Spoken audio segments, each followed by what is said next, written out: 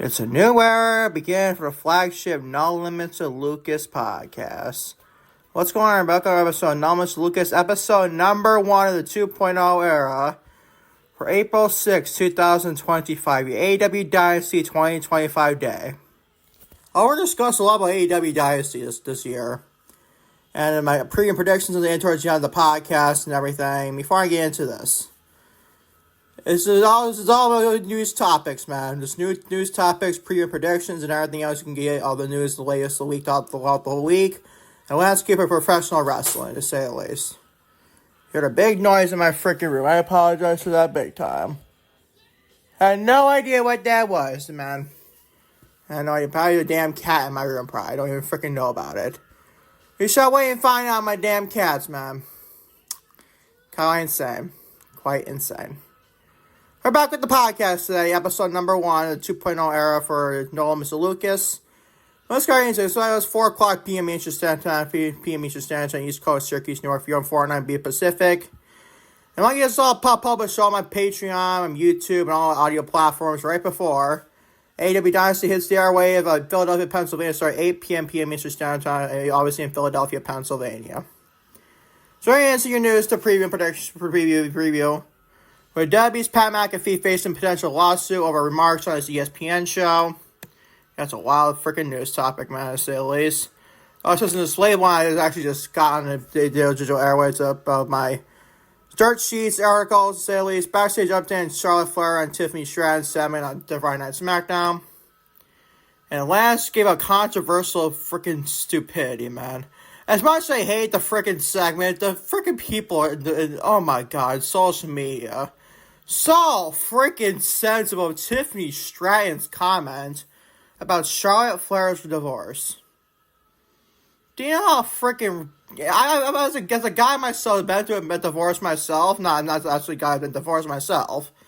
But it's a guy who was a little kid having his parents divorced. I actually don't like that. If you say one time about it, I wouldn't care, dude. If you take a shot at my mom and my dad's divorce, I want to be fine about it. As long as professional wrestling's okay with it, that's fine. Also, got some backstage report on Miro's return to WWE. This is very bizarre bizarre article, man. And this is a big time lie from Tony Khan. I believe it will be. Is that his AEW Dynamite reportedly has averaged more than 1 million viewers combined since the Max debut. I just laughed my ass off looking at that comment. Or a news article, say the least.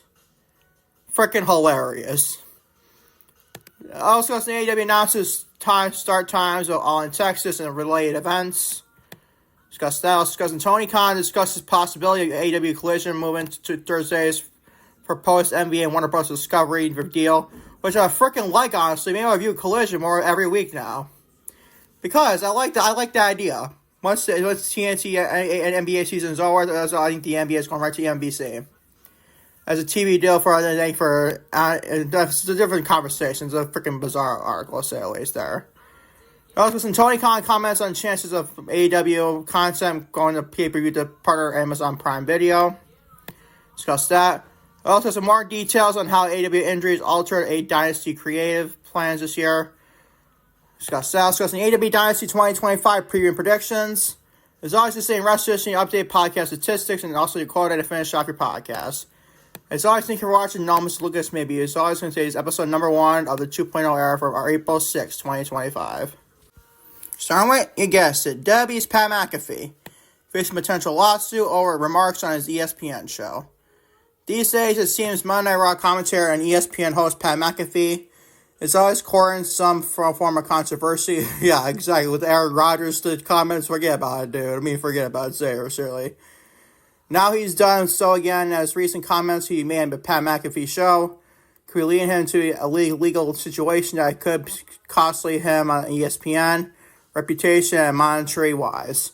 On Tuesday, Athletic reported that on a story, 18-year-old Ole Miss freshman Mary Kate Cornett, a business major with no connection to sports, Cornett was mentioned, albeit not by name, but by McAfee on February 26.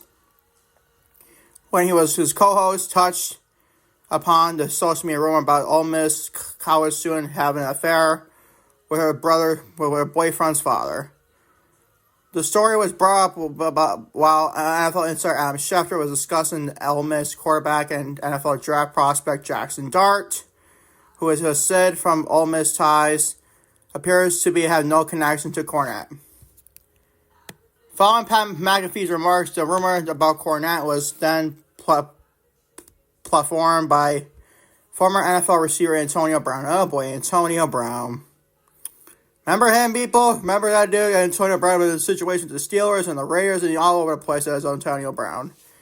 At least two Barstool Sports personalities and ESPN and St. Louis radio host Doug Vaughn, given the rumor traction on social media. Since then, Cornette, her boyfriend and family became the target of harassment, and Cornette was forced to move into emergency housing. Cornette was hired lawyer Monica Udin, I think I'm pronouncing the name right, to represent her going forward as she pursues legal action against McAfee, ESPN, potentially others. We don't know about Debbie. I don't know about Debbie, honestly. We can find out later on if that's the case. I highly doubt that, honestly, though. I would like for people to be held accountable for what they've done. Cornette said, "You're ruining my life by talking about it on your show for nothing but attention. But here I am staying up till 5 in the morning every night throwing up and not eating because I'm so anxious about what's going on to happen for the rest of my life." McAfee and ESPN have yet to respond to this story. Not a good look on Pat, bro. Not a good look on Pat McAfee. I'm a big fan of Pat McAfee, dude. I was a big-time fan of him, like in wrestling, and he was not big. He was always a great punter, obviously, in the Indianapolis Colts and everything. But this is not a good look on him.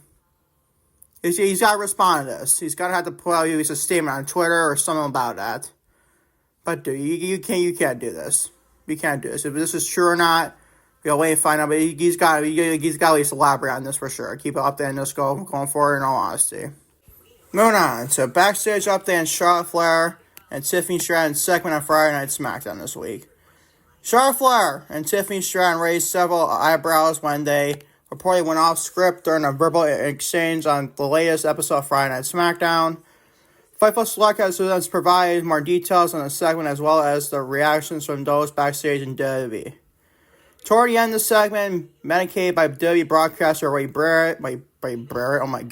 Barrett, Stratton noted that Flair was now 0-3 in her marriages. Furthermore, Stratton claimed that the Queen would be alone for the WWE's Women's Championship match at WrestleMania 41. Just like her personal life is following her recent divorce from WWE star Andrade.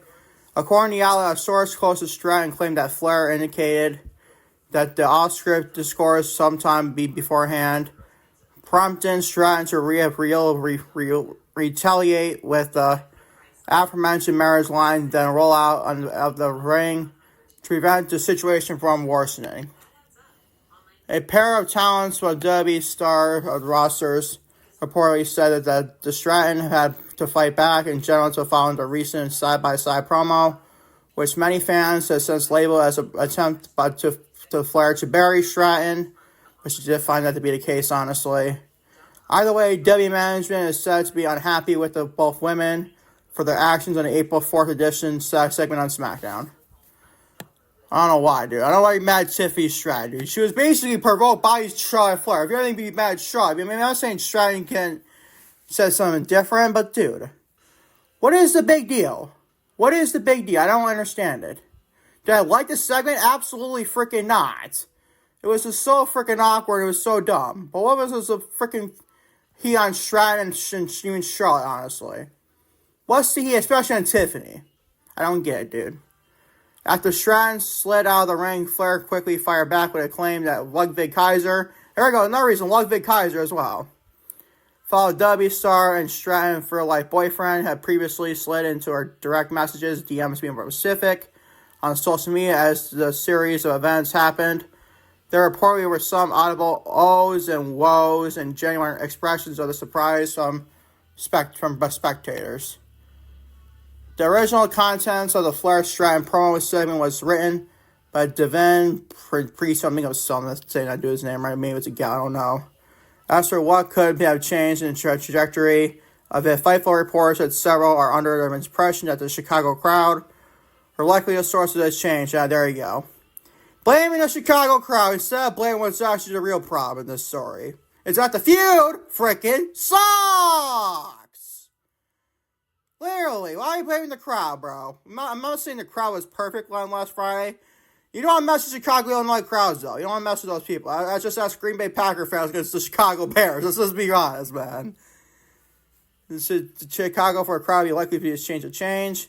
Amidst an in-ring exchange, Chicago fans drowned out Flair boos, which seemingly resulted in her being visibly shaking. Oh, boo freaking who. Charlotte, you've been doing wrestling for how long now? Now you're getting shaken up by the crowd. Oh my god, man. How can you... Well, I don't get that part whatsoever from Charlotte. Similarly, Flair was said to be displeased following the conclusion of her on-screen segment with Stratton. Oh no, what do we do there, man? Oh my god. Jesus, bro. What are we doing here? Per W Town, Flair is reportedly known to be calling audibles in the ring while doing spots and promos. One time, talent additionally claimed that the outlet would that while Daunton stars should be willing to stay on par with Flair in order to not get run over by her. In Stratton's case, one female talent believes her actions can likely be attributed for doing what she had to do. Thank you, talent. There you go. In general, though, the same source reiterated that the stepping up on Flair on a microphone can seem horrifying. Horrifying. Oh my god, bro. Man, that's a funny comment. Why would we said this, bro? I wonder who said that. That's a funny freaking comment. But in all honesty, like, what's with the heat on both women? I don't even get that part. Like, what are we doing? What's we being so sensitive backstage, WB? Don't turn us like AEW, man, where they get so sensitive. Especially the women's side of things. Forget about that. But, dude, come on, man.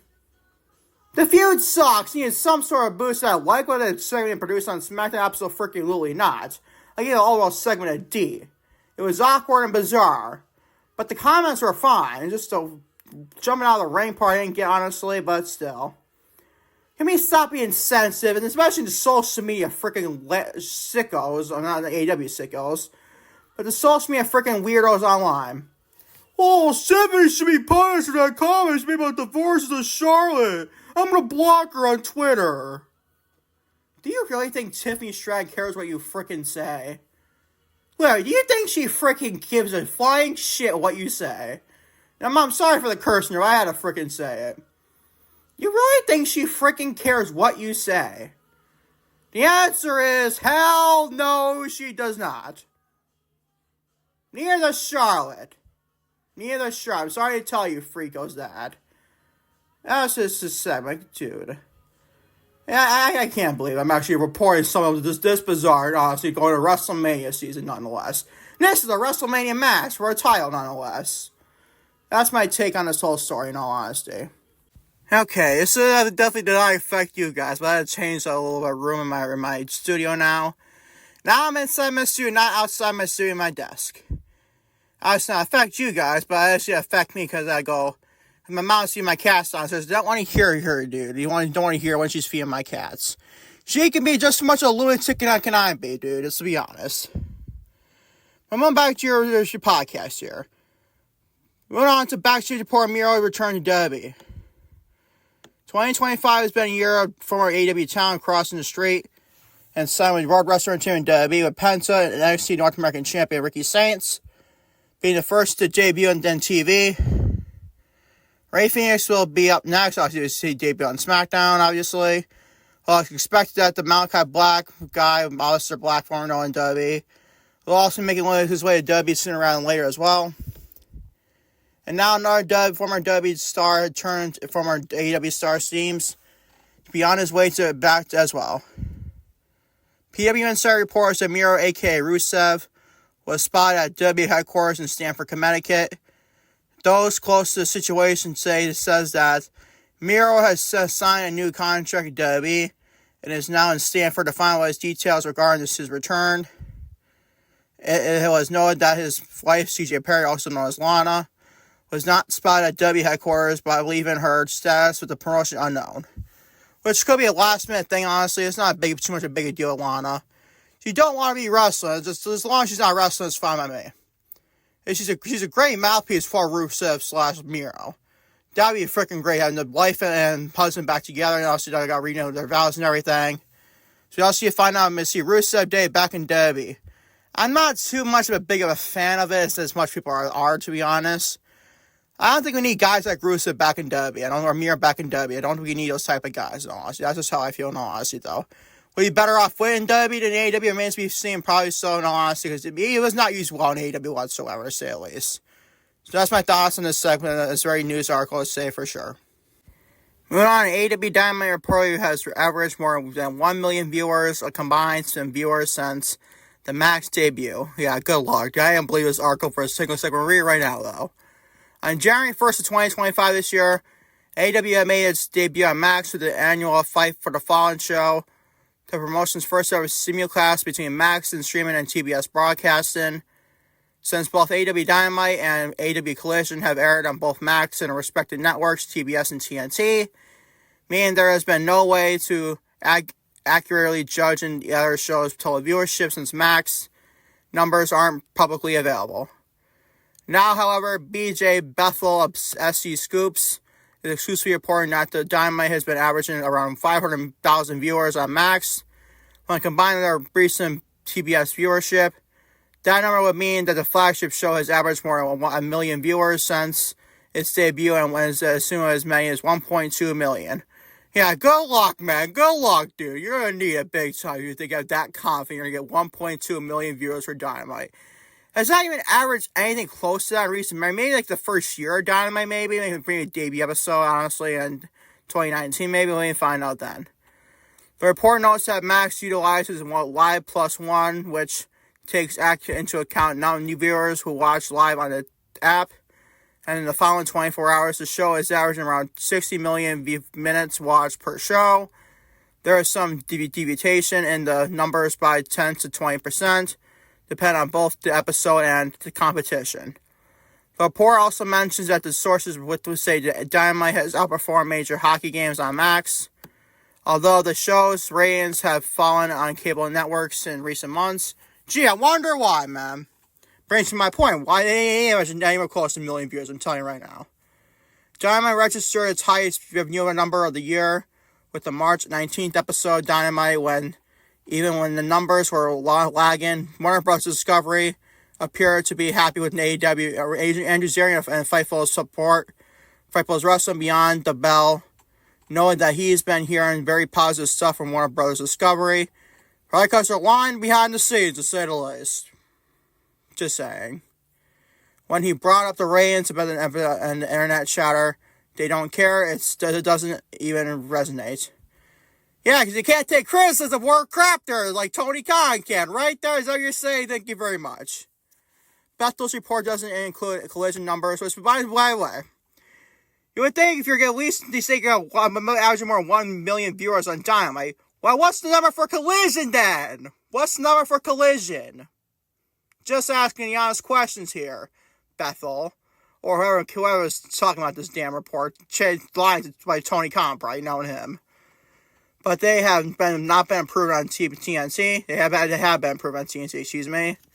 The recent Slam Dunk episodes have lead-ins from college basketball, obviously with the March Madness, everything. The 1 hour episode Saturday had the best number since December 2024. The following night, the basketball game lead-in was brought out in even higher viewers, just in quote. Is it gaining viewers? Yes, I'll probably say it's gaining a lot of viewers. But to get to the million part, that's where I have a hard time believing, in all honesty.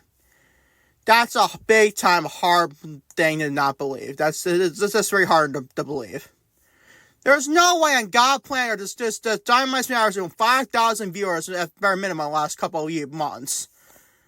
To go to ultimately 1 million viewers since the simulcast on Max, I have a hard time believing that there, Tony Khan. So easy line behind the scenes. We shall wait and find out come later months and years go on. So we find out later on. Keep you updated in this situation, but dude, I highly doubt that they're really averaging 1 million viewers on both Max and TBS or TNT want to conclude Collision or not. That's what I feel about this situation for sure. Moving on, AEW announces some start times for All in Texas and related events. All Elite Wrestling's road to All in Texas on July 12th is already underway, with CHR been planned for a TV related to what can we expect of Global Life Field. As the inception begins to build, AEW have officially announced that the schedule for the week leading up to their biggest event in North American history, as well as the special start time for All in Texas itself. As reports reported by the Dallas Morning News, the main show portion of All in Texas will begin at 2 p.m. local time, meaning that the show will air live at 3 p.m. in the East Coast and midday with the West Coast. It's not been confirmed what the zero or pre-show or buy-in portion of the show will be, or start in general, excuse me. But given that AEW has traditionally started their pay-per-view pre-shows 90 minutes before this main card, it's likely that the festivities at Global Life Field Committee commence before 1 p.m. local time in general.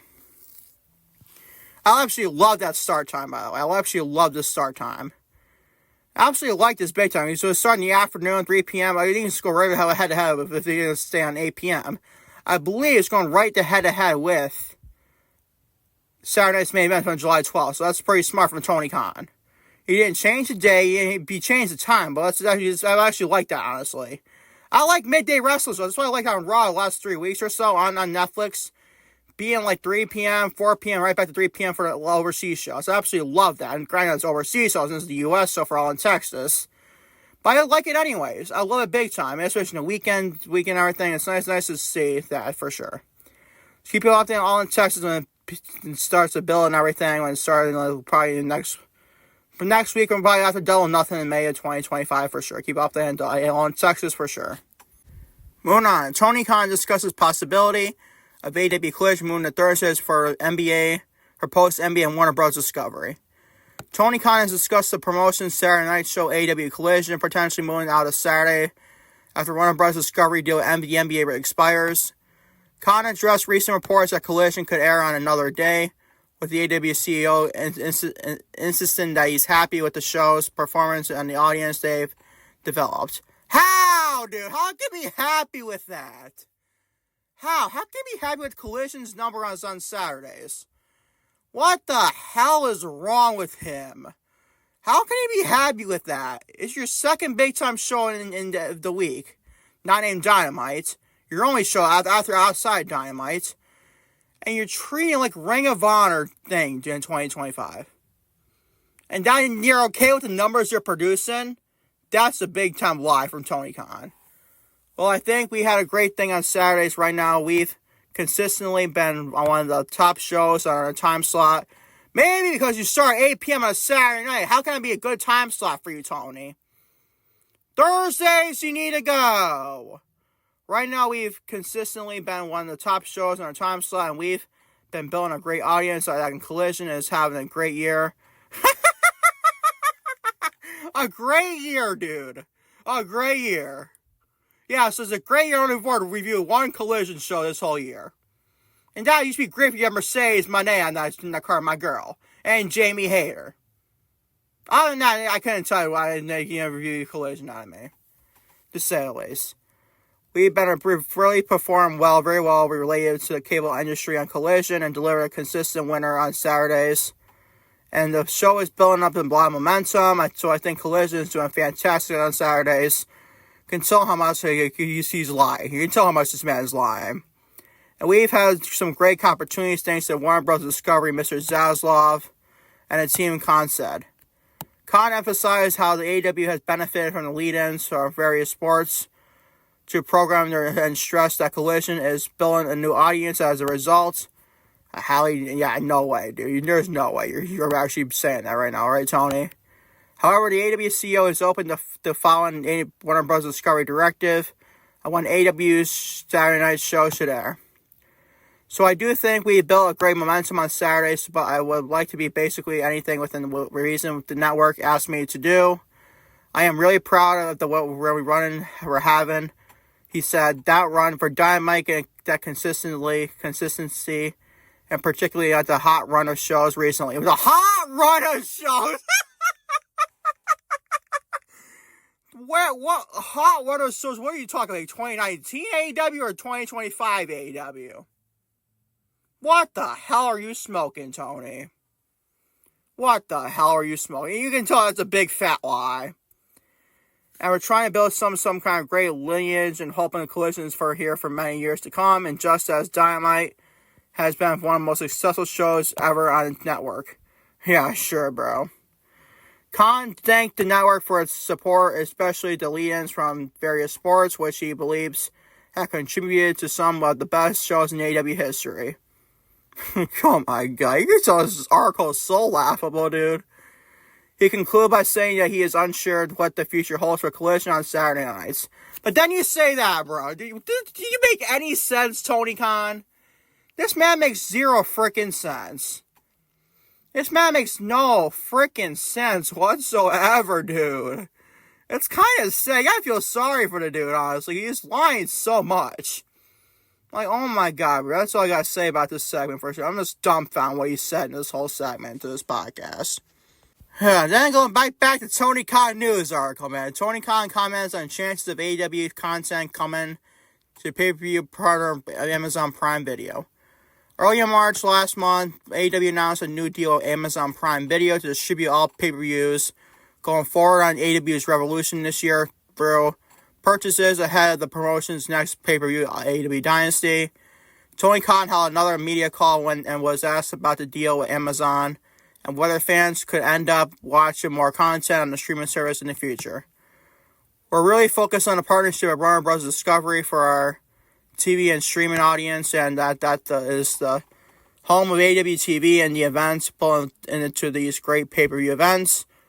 Yeah, sure, dude. Sure, dude. I can understand one more ounce of Tony Khan lies here. Khan explained that the relationship with Amazon is off to a good start, and the best is the consistent home of the AEW TV shows. It's going to be TBS and TNT, and now the great library that you have to watch on Max. Khan added that he's open to having new shows or content on AEW, but it'll likely always give Warner Bros. Discovery the first call for anything along those lines. There are ways to watch on the freaking voice track here. Oh my god. There are ways to watch AEW TV through Prime Video and Amazon Prime Video if that's the app you want to use. Then connecting to a Max subscription through that. The AEW president added that before expressing how exciting it is for him to be working with so many different media partners this year.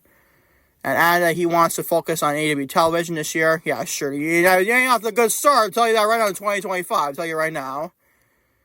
Building these shows and really, I think, the focus and the quality of these shows in 2025 has been unparalleled. Whatever. This man lies so freaking much, man. It's honestly quite laughable. It's so laughable how much he's lying, man. Lie after lie after lie after lie after freaking lie. Oh my god, dude. What is he gonna cut the BS, Tony? As like what, Jake Carter likes to say, cut this shit, Tony. Obviously being Tony Schiavone. But now he's going to be Tony Khan here, obviously. Oh my god, man. What do you want me to say about this? I didn't care whatsoever we said here. In all honesty, to say the least. Moving on. AEW Dynasty 2025 preview and predictions. I want to discuss the main card in this very podcast. We're not going to discuss the pre-show matches at all, honestly. Because I just don't care about the pre-show matches whatsoever, freaking ever, honestly. Or as AEW likes to call it the buy-in pre-show. I don't care about that whatsoever. Doesn't mean anything, grand scheme of anything in AEW related. Just saying, dude. Just saying. We're starting with your one match out of 10. Kyle Fletcher versus Mark Briscoe. If you take on Mark Briscoe in a first-round matchup in the men's Owen Hart Cup Foundation Tournament match. I'm going Kyle Fletcher to get the win here tonight and pay-per-view in general. Should be a fun match on paper as well. Should be a decent free match on the show. I like both men, Mark Davis, oh my god. I keep confused with Mark Davis and Mark Briscoe. So there's too many marks on this show at AEW. Kyle Fletcher and Mark Briscoe have a pretty fun match, though. I probably will expect that for sure. I'm going Kyle Fletcher get the win here on the pay-per-view tonight for sure. Moving on to my girl, the lovely TBS champion, our glorious CEO, Mercedes Moné. She'll be taking on Julia Hart in a first-round matchup in the Women's Owen Hart Cup Foundation Tournament. Oh, my girl, Mercedes Moné get the win here. But probably all perfect confirmed because last night Collision, it was going to do a match between Mercedes and Harley Cameron, taking on Athena and Julia Hart. And can they coexist match between both women, both teams? They ended up coexisting quite fine, though, in all honesty. It was kind of bizarre, but hey, whatever. If anything, Athena and Julia Hart like a big-time tag, even with Mercedes and Harley Cameron with the Miss Pup and Moné thing. It must is freaking insane, to say the least. But it's a different conversation for another day. I'm going Mercedes Moné get the win here, my girl. It's all but confirmed. Last night, Julia Hart got that tap-out victory and Harley Cameron to finish off. So, yeah, probably Mercedes can get the win here. So, she's definitely going to get the win here tonight and pay-per-view, obviously, for sure. Should be a decent match on pay-per-view. We'll see also find out tonight in AEW Dynasty for 2025. Moving on to Will Ospreay. Be taking on Kevin Knight in the first-round matchup in the Men's Owen Hart Cup tournament. The other second match in the match to the tournament. I'm going Will Ospreay get the win here. Don't see at all like Kevin Knight's going to be beating Will Ospreay. Kind of bizarre if you ask me, but you never know. But definitely not. He's definitely not beating Will Ospreay. It's probably the most predictable matchup in the whole tournament, not named Mercedes Moné and Julia Hart. That's what I feel big time. I think Will Ospreay's going to get the win here. Probably going to win the tournament. At least he's going to want the finals, probably Hangman Adam Page. That's me interesting. Hangman Page and Will Ospreay in the finals of the Owen Hart Cup Foundation Tournament. Sign me up, bro. Sign me up. You can maybe get Jamie Hayter and Chris Statler. I'm on the same side of bracket. Because as I said in the past, I think Mercedes Moné and Dean are going to go for a time of the draw. Meaning that Jamie Hayter and Chris Statler are going to go to a basically like a finals for the Cup tournament as well. That's what I think. Moving on to Adam Cole. Adam Cole, baby! Adam Cole will be taking on Daniel Garcia for AEW TNT Championship. I'm going with Daniel Garcia to get the win here. I don't see why he'll be Adam Cole be beating Daniel Garcia. Even though I kind of wish so. Because Adam Cole, what are we freaking doing with Adam Cole, dude? What are we freaking doing, bro? That is freaking ridiculous booking. Having a challenge for the TNT Championship and Daniel Garcia. Do not like the West. I'm going with Daniel Garcia to get the win, no, in all honesty. Nothing else to say other than that, in all honesty. It should be a fun match on pay-per-view. I just don't care. But do not build up Adam Cole to be his big, dominant like guy in the main event scene. Instead, he's challenged for a title, not the world title, he's challenged for a mid-card title. It's stupid if you ask me. I'm moving on to Big Bill and Brian Keith. The Lurden Tree. Hi, guys. Yo, buddy, how you doing over there? You doing good? Well, guess what? I don't give a flying shit, dude. The Lurden Tree, Chris Jericho's guys, are Big Bill and Brian Keith. We take on the Hurt Syndicate, Bobby Lashley, and Shelton Benjamin for AEW World Tag Team Champions. We're going to Hurt Syndicate get the win here on tonight's pay-per-view. Don't see why they'll drop those tag team titles to the Lurden Tree. That'd be freaking dumb if you ask me. That'll be even freaking just as dumb as this be freaking dumb if you ask me. So we want the Hurt Syndicate to get the win here tonight on pay-per-view. This should be a match to say. It should be a freaking match to say at least. Not to be a good match or a bad match. It should be a right in the middle match or a bare maximum in all honesty. I don't see it to be as barn burner of a classic whatsoever in all honesty. Moving on to Bandito. Be taking on Chris Jericho in a title versus mask match for the ROH Ring of Honor World Championship. I'm going Bandito to become the new ROH World Champion. You wanna know why? Because Bandito is now losing his freaking mask. And why the hell do we need Chris Jericho, the Ring of Honor World Champion? 2025. Chris Jericho is the World Champion in 2025. Do you know how freaking ridiculous that freaking sounds? Literally, but it's true. He's a World Champion. You know, it's Ring of Honor. It's not AEW. Thank God it's not AEW. Knock on wood, Tony Khan never does that. I do a massive, long-ass knocker. So I definitely not want to see Chris Jericho in 2025 the AEW World Champion. That would be probably just as worse, if not worse, than Jon Moxley right now. Let's be real. Don't think those words ever come out of my mouth, but it's a different conversation for another day, say at least. By going banned, you become a new ROH World Champion, retain his mask, and become a new Ring of Honor World Champion tonight's pay-per-view in general. Not that I give a shit about this match whatsoever. I don't even care for a crap waste of this match, in all honesty. But I'm going to ban you to get the win here tonight on pay-per-view on AEW Dynasty. Moving on to rated FTR. FTR being Dax Harwood and then Cash Wheeler and Cope. Man himself, Adam Copeland. I just love doing that, bro. I just freaking love doing the always so over exaggerating that freaking comment about Cope. Man, I know, not funny, I know. We're rated FTR, Cope, and FTR being Dax Harwood and Cash Wheeler. We take on the Death Riders. We are Yuta, Claudio Castagnoli, and also, who's your other one? Oh, Pac, to say the least. And the Death Riders for the AEW World Trios Championships. We're going to Death Riders to retain their championships tonight with a FTR heel turn. Even I kind of wish that Cope turns heel and go back to Adam Copeland and get that crap-ass Cope name out of there so I don't say anymore Cope. And just say they always ask in the Cope name. You know, you hate that freaking name, dude. To think Edge went as far as anything freaking Cope now. He's 4 letters, worst name, but it's not Edge. It's Cope! Yeah, I don't know. I kind of wish Adam Copeland goes heel tonight and not FTR. So we get FTR versus the newly reunited Edge and Christian, or Adam Copeland and Christian Cage to do as well. Now a freaking banger of a match at All in Texas. I'll tell you that right now. I'll say the least. By going to Death Riders to become to retain a World Trios Championships, I just don't care for 6-man tags. You know that. I don't care. We need to get rid of these World Trios Championships. Who the hell even asked for these? I don't care about these titles to be honestly. I'm moving on to Megan Bayne. Megan Bayne. You're going to want Toni Storm for AEW Women's World Championship. We're going to Toni Storm retain her championship tonight on pay-per-view. I don't see why Megan Bayne will be the new AEW World Champion, Women's World Champion, after he shot pinned Toni Storm that 2 weeks ago on Dynamite. So probably Toni Storm will do her revenge here, and we'll see retain her championship pin Megan Bayne here to retain her championship tonight at Philadelphia, Pennsylvania on pay-per-view. This may be a fun match, though.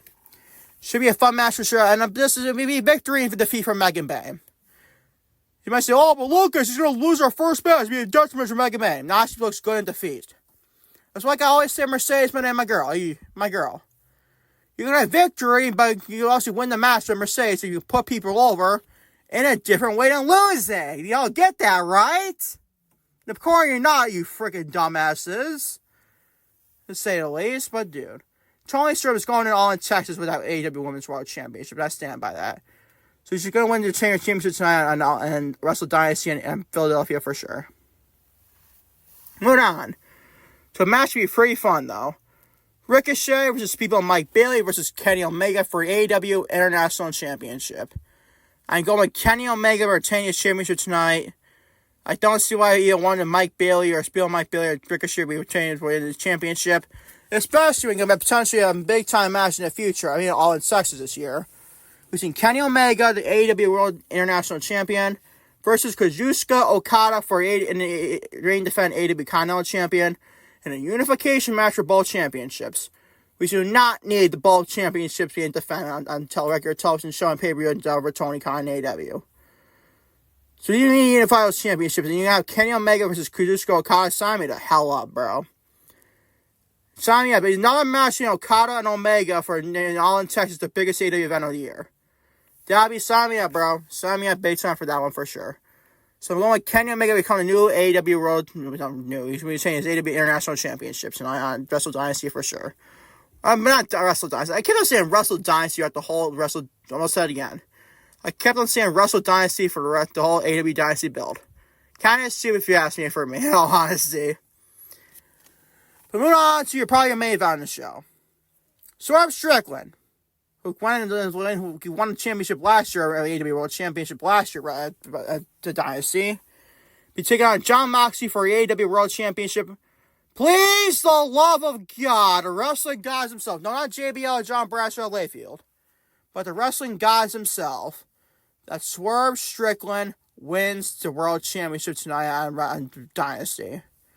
That better be the case. If not, tomorrow's review, I'm going to be a very, very, very angry man. And I mean very angry man. You might see him at 2.0 now. You might go up a 3.0 with me, dude. It says, Swerve Strickland absolutely sent a Dynamite review on Thursday. Needs, and all capitalized letters, needs to win the championship on tonight. You know what? Let's have Hangman Adam Page help him, sort of, actually.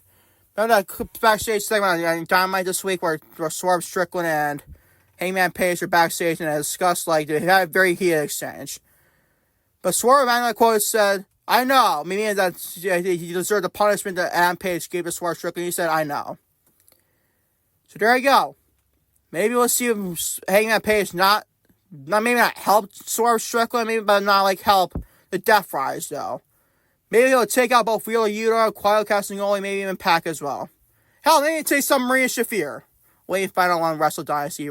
I keep on saying Wrestle Dynasty. Dynasty, to say the least. But Swerve, in all capitalized letters, needs to win tonight.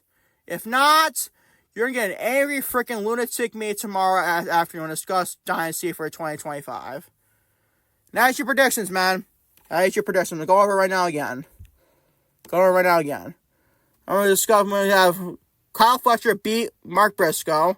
We have Mercedes Moné, my girl, defeat Julia Hart. Will Ospreay defeating Kevin Knight.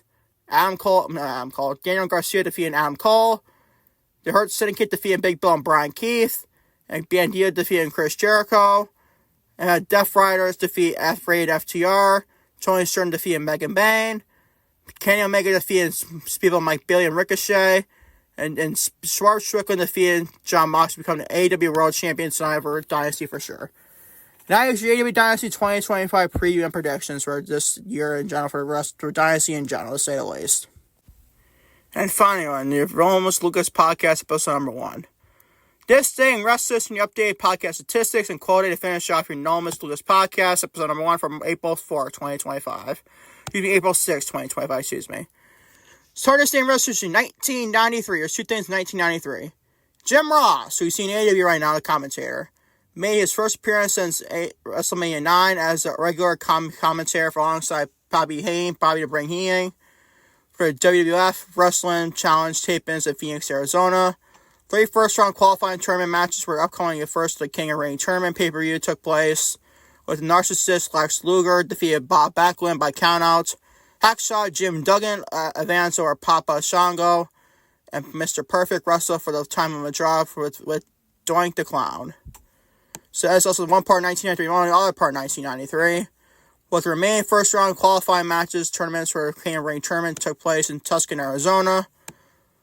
Razor Ramon pinned El Matador, Tino Santana, and Tatanka to advance over the Giant Gonzalez. Oh my god, the Giant Gonzalez's. By disqualification. Oh my heck. The Giant Gonzalez. Remember that dude, man? Oh my god. He was awful at what he does, man. That was awful. And Mr. Perfect and Doink the Clown wrestled to another time of a draw. That was 1990. Moving on to 2009. The fall from WrestleMania 25 was felt on Monday Night Raw from Dallas, Texas, when Mr. McMahon faced Randy Orton in the main event, which was ruled no contest due to interference from Cody Rhodes, Ted DiBiase Jr., Shane McMahon, and a return Batista.